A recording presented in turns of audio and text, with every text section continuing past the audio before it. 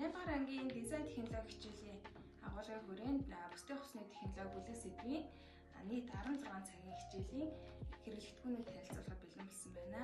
За энэ хичээлийнхээ хүрээнд ээлжид хичээл 1 дээр ойлын бүстэй хувцсны технологийн үүсэл үүсвэрлэлийг харуулсан үзүүлэн за үүний дараа бүстэй хувцсны маань загварчлагын хэсгүүд орж ирж байна. За энэ дээр шулуун болон нараа хагас наран гэх мэт бүх төрлийн юу бүхний загварчлагыг ерөнхий хүүхдүүдэд мэдэгдэх зорилгоор үзүүлэн за үүний дараа матрицын аргаар хүүхдүүд маань өөрсдийнхөө загварчлагыг гаргах боломжтой юм матрицын арга байна.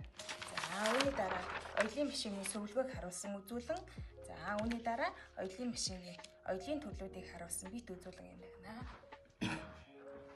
Материал сонголтын хувьд хүүхдүүд маань одоо материалын нэхээсний төрлүүдийг энэхүү үзүүлэнгээс хараад за өөрийнхөө хийх эдлэлийнхээ материалыг үүний тусламжтайгаар сонголдог байна. За үүний дараа хүүхдүүд маань үндсэн шулуун юугийн эсвүүрийг харах эсвүүр баримтчилгаа байна. За үүний дараа 2-1 гэсэн хэмжээтэй эсвүүр маань энэ байна. За өөрсдийнхөө загварт харуулсан юугнүүд дээрээ загварчилгаа хийх боломжтой загварчилгааны аргуудыг харуулсан мөн үзүүлэг юм байна. За үүний дараа хүүхдүүд маань ерөнхий шулуун болон дэргүүр форматын юпгнээс сонголт хийлээ гэж бодоход 2-1 хэмжээндээр тухайн юпгийг оёх одоо технологи дараалал болоод хэрхэн хийхийг харуулсан юм бит үзүүлэг мөн энэхүү хичээлийнхээ хүрээнд бэлтгэсэн байна.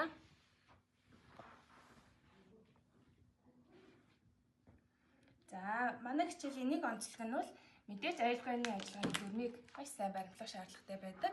За тэгээд бүх хичээлдээр бэлтгэсэн аюулгүй ажиллагааны нарын авлага маань энэ хичээлдээр маань болоод бусад бүх хичээлдээр хэрэглэгдэнэ. За манай үзүүлэнгүүдийн хувьд бас нэгэн онцлогтой зүйл нь бол шууд одоо самбарын бүх үзүүлэнгүүд самбарын наалттай буюу самбар дээр шууд нааж ашиглаад тогтооход бас хялбар байхаараар ингэж шийдсэн байгаа. За ингээд өнөөдрийн манай хэрэглэгдэхүүнтэй танилцсан та бүхэндээ баярлалаа.